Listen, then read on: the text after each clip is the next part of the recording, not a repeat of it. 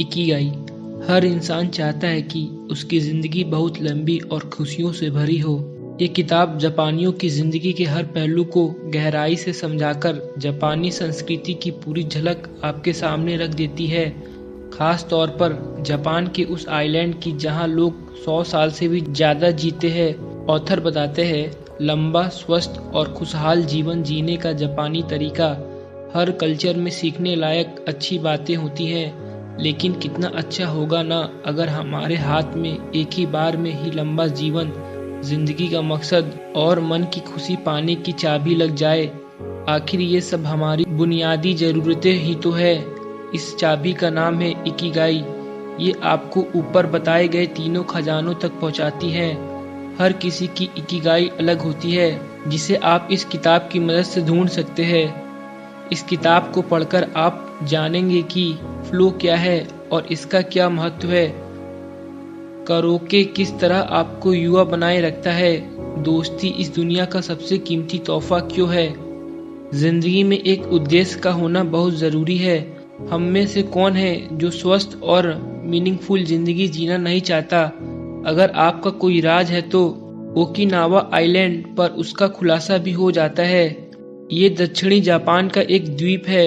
यहाँ 100 साल की उम्र पार करने वाले लोगों की संख्या दुनिया में सबसे ज्यादा है और इसका रहस्य है इकिगाई। जापानी भाषा के हिसाब से इसका मतलब निकलता है जीने की वजह या काम करने की प्रेरणा। इसे आप अपने पैशन, स्किल्स, प्रोफेशन और सामाजिक जिम्मेदारी का निचोड़ भी कह सकते हैं। ज्यादातर जापानियों का मानना है कि हर किसी के पास उसकी एक इकिगाई यानी डेस्टिनी होती है और उनका जन्म इसे पाने के लिए होता है। कुछ लोग अपनी इकिगाई जल्दी ढूंढ लेते हैं, जबकि कुछ को इसमें समय लगता है। अगर आप भी इसी कैटेगरी में हैं तो कोशिश जारी रखिए, क्योंकि एक दिन आपको अपनी इकिगाई जरूर मिलेगी जो आपके लिए सुबह उठने की वजह बनेगी। इसलिए ओकिनावा के लोग अपने हर काम को बहुत मेहनत और ध्यान से करते हैं। ऑथर को ओकिनावा की किसी पेंट ब्रश फैक्ट्री में एक महिला मिली। उसने सारी जिंदगी ब्रश में एक एक बाल को परफेक्शन के साथ जोड़ना सीखते हुए लगा दी और अब वो बड़ी सफाई और एक्सपर्टीज के साथ अपना काम करती है। इकिगाई लंबे जीवन का रास्ता बनाती है। यानी अगर आपने जॉब को अपना इकिगाई बनाया है तो आपको रिटायरमेंट का ख्याल ही नहीं आना चाहिए। और अगर किसी तरह की हॉबी आपकी इकिगाई है जिससे आपको खुशी मिलती है तो उसे कभी छोड़िए मत।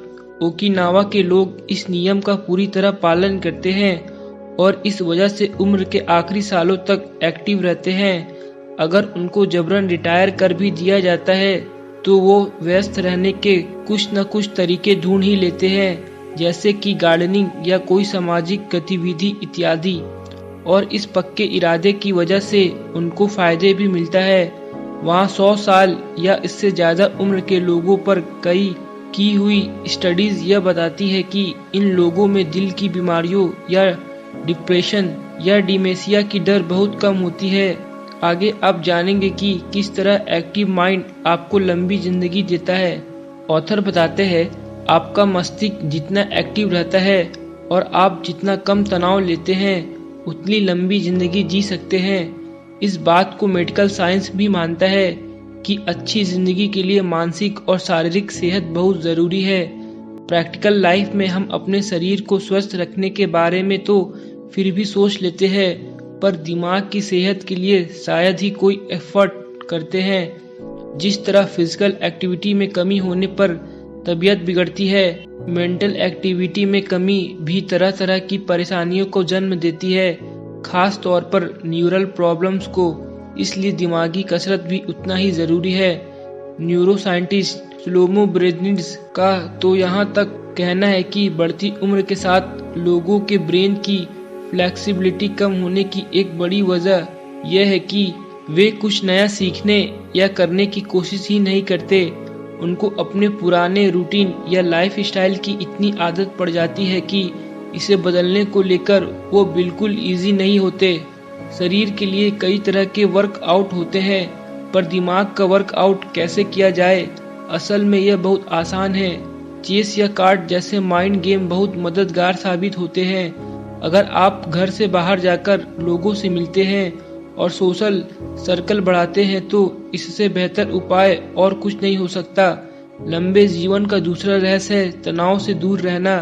बहुत सी स्टडीज इस बात को साबित करती है कि तनाव प्रीमेच्योर एजिंग को जन्म देता है, क्योंकि स्ट्रेस आपके शरीर और दिमाग दोनों की सेल्स को डैमेज करता है।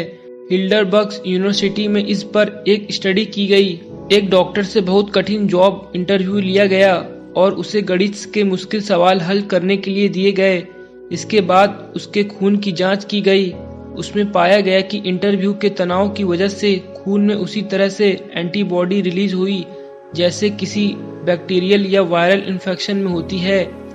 अगर सच में ऐसा इन्फेक्शन होता तो इन एंटीबॉडीज का टारगेट उस पर होता, लेकिन यहाँ तो एंटीबॉडीज हेल्दी सेल्स पर ही अटैक करके एजिंग को सामान्य से तेज कर देगी।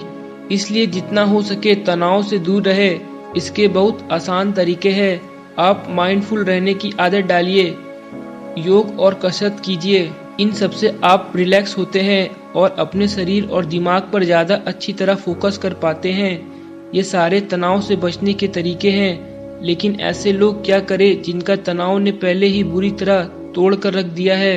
मोरिटा थेरेपी तनाव से उभरने में बहुत मदद करती है। आज जिस तरह की लाइफ स्टाइल हम जी रहे हैं उसकी वजह से चिंता, तनाव और हारा हुआ महसूस करने जैसे हालात बढ़ते जा रही है। जापान भी इससे अछूता नहीं रहा है, लेकिन वहाँ लोगों के पास इसका एक उपाय भी है। इससे आप भी फायदा ले सकते हैं। इसकी खोज बुद्धिज्म को मानने वाले एक साइकोथेरेपिस्ट सोमा मोरिटा ने की थी। इसे क्रॉनिक एंजाइटी, तरह तरह के ऑब्सेशन और कंपल्सन के इलाज के लिए ढूंढा गया था, लेकिन ये तनाव से राहत देने में भी बहुत मदद करती है।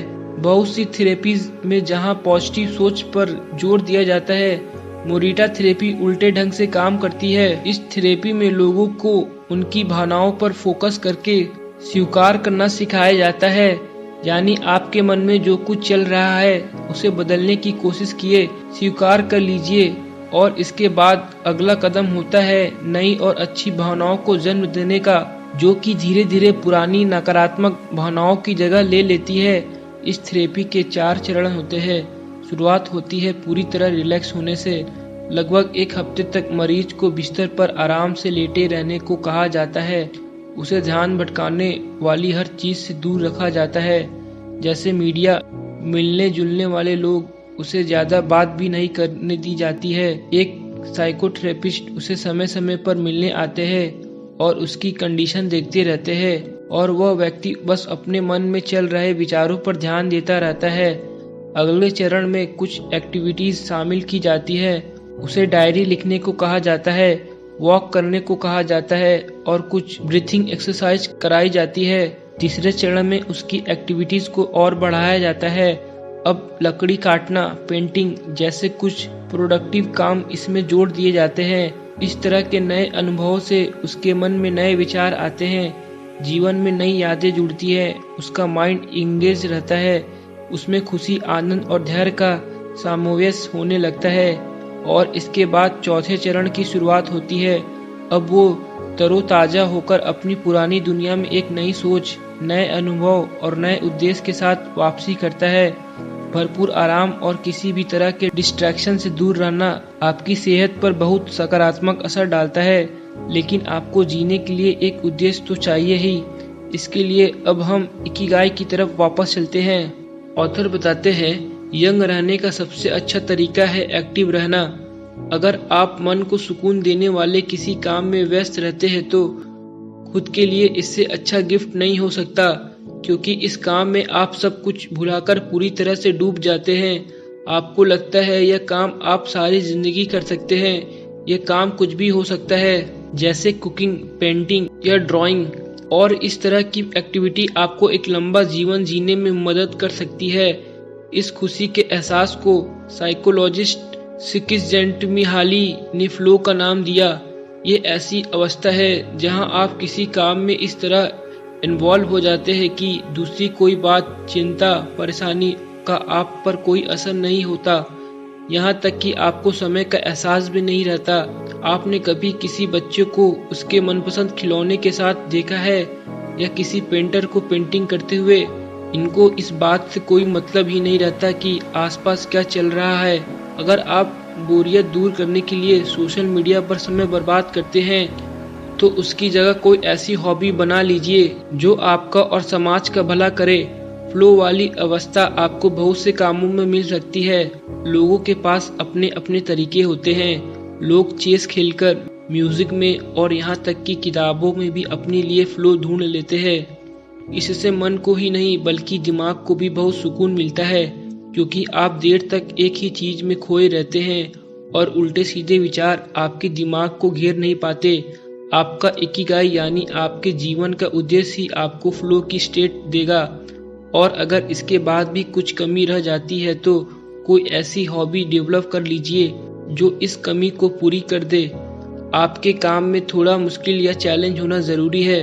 अगर आपका काम आसान होगा तो आप जल्दी ही बोर हो जाएंगे, लेकिन अगर काम मुश्किल होगा तो भी आप थककर जल्दी ही उसे छोड़ देंगे।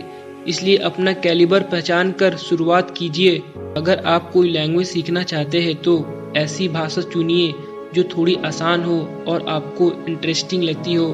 अगर आपको कंप्यूटर की नॉलेज है तो उसे अपग्रेड कीजिए। इस तरह आप भी फ्लो की स्टेज में पहुंच सकते हैं। ओकिनावा के लोगों के पास आपको देने के लिए बहुत सी अच्छी एडवाइस है। आपने कुछ अच्छी बातें सुन ली हैं, लेकिन इसमें और भी कुछ ऐड किया जा सकता है। लंबा जीवन बहुत लोग जी रहे हैं, पर आप अपना जीवन इनसे बेहतर कैसे बना सकते हैं? ओकिनावा के लोग जो 100 साल पूरे कर चुके हैं वे आपको कुछ और टिप्स देते हैं।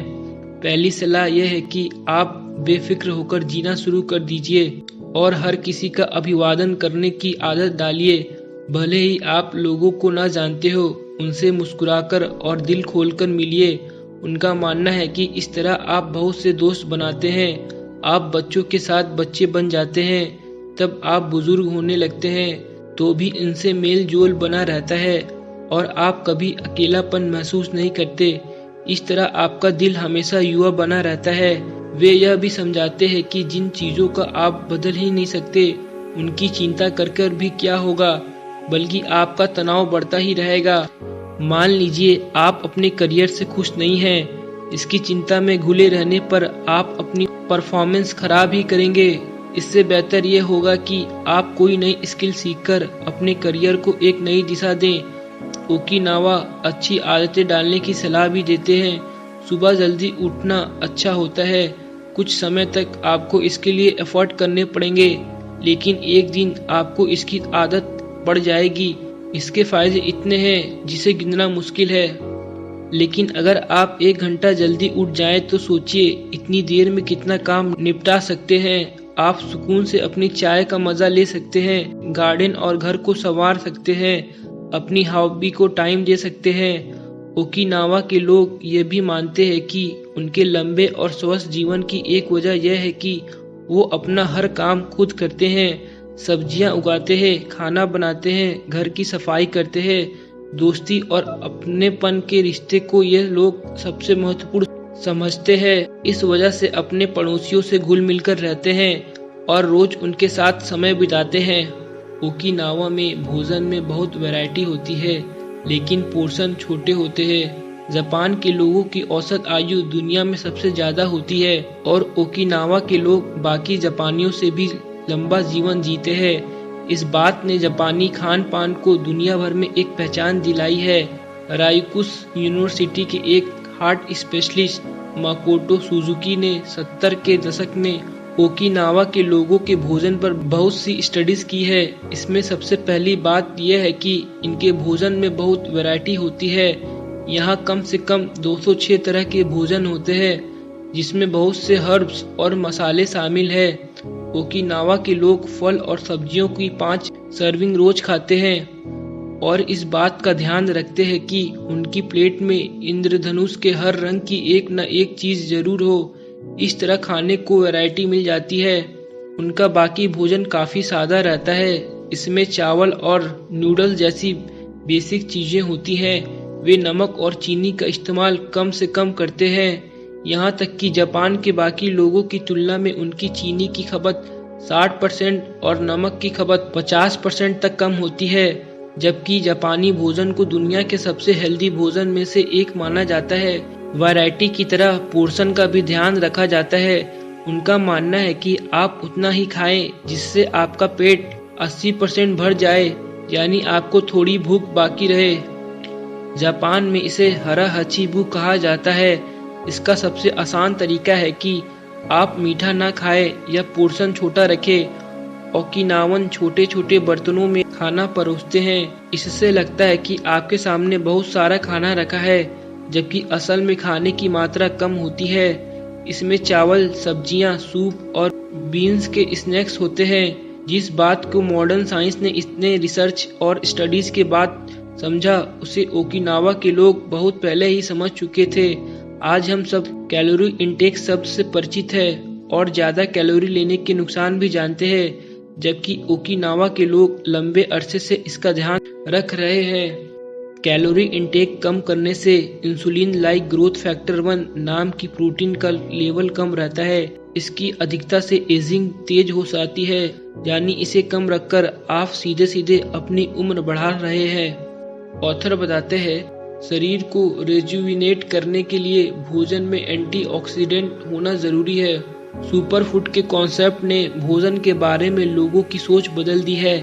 जापानी भोजन में भी ऐसे काफी आइटम होते हैं। सबसे पहले नंबर पर आती है ग्रीन टी।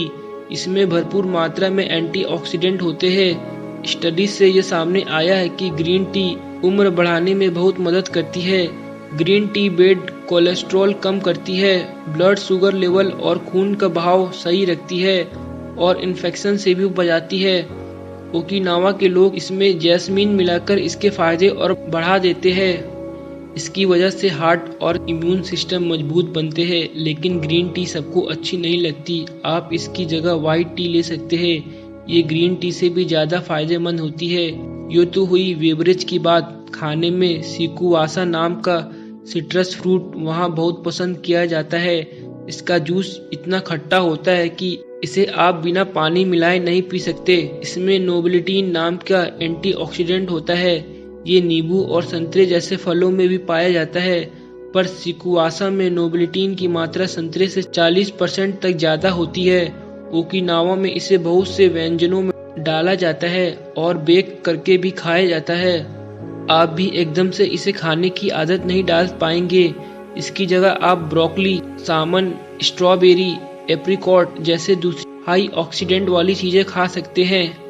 शरीर को एक्टिव रखना बहुत जरूरी है, फिर भले ही वो हल्की फुल्की वॉक ही क्यों ना हो। आप ऐसे किसी बुजुर्ग से जरूर मिले होंगे जिनके एनर्जी लेवल और जिंदा दिली पर उम्र का कोई असर नहीं नजर आता। इसकी एक वजह यह भी हो सकती है कि वो अपने जीवन में शारीरिक रूप से एक्टिव रहे हो। असल में शरीर का गतिमान रहना जरूरी है और इसके लिए हैवी एक्सरसाइज करने जैसा कोई नियम नहीं है। कम से कम ओकिनावा के लोगों को देखकर तो ये बात यकीन से कही जा सकती है।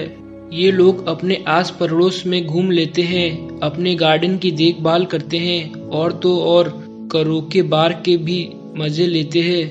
यानी बजाय किसी हेवी एक्टिविटी के ये नियमित रूप से किसी न किसी हल्की एक्टिविटी में खुद को लगाए रहते हैं। अगर फिर भी आपको इसके फायदे पर यकीन नहीं है तो मॉडर्न साइंस के नजरिए से समझ लीजिए। साल 2014 में मेडिकल रिसर्च ब्रिगिड इंस्टीट्यूट ने एक रिसर्च की। इसमें पाया गया कि अगर आप दिन भर बस बैठे ही रहते हैं, जो आपकी सेहत पर बुरा असर पड़ता है। कुर्सी पर बस आधे घंटे तक बैठे रहने के बाद ही मेटाबॉलिज्म धीमा होने लगता है, फैट का डाइजेशन प्रभावित होता है और गुड कोलेस्ट्रॉल का लेवल घट जाता है। लेकिन अगर हर आधे घंटे के बाद आप सिर्फ 5 मिनट भी चल फिर लेते हैं तो ये सब ठीक होने लगता है। इसके बाद भी ऑफिस में बैठकर काम करने वाले ज्यादातर लोग इस पर ध्यान नहीं देते। ओकिनावा के लोगों के जीवन में रेडियो टैसो भी शामिल है। ये और कुछ नहीं, सामान्य वार्म अप है। इसे सुबह कुछ देर या दिन भर किसी भी वक्त किया जा सकता है। ये लोग ज्यादातर स्कूल, ऑफिस या घर के आसपास किसी जगह पर इकट्ठा होकर ग्रुप्स में इसे करते हैं। पहले इसे रेडियो पर भी प्रसारित किया जाता था। इस वजह से इसके नाम में रेडियो जुड़ गया। अब ज़्यादातर लोग टीवी से या ऑनलाइन कनेक्ट होकर इसमें शामिल होते हैं। इसमें बहुत आसान सी एक्सरसाइज होती है, जैसे नॉर्मल स्ट्रेचिंग, जोड़ों के मूवमेंट इत्यादि। यानी चाहे आप हल्की फुल्की एक्सरसाइज ही करें, पर इसे नियमित रूप से करना है। इन लोगों का यही कॉन्सेप्ट है।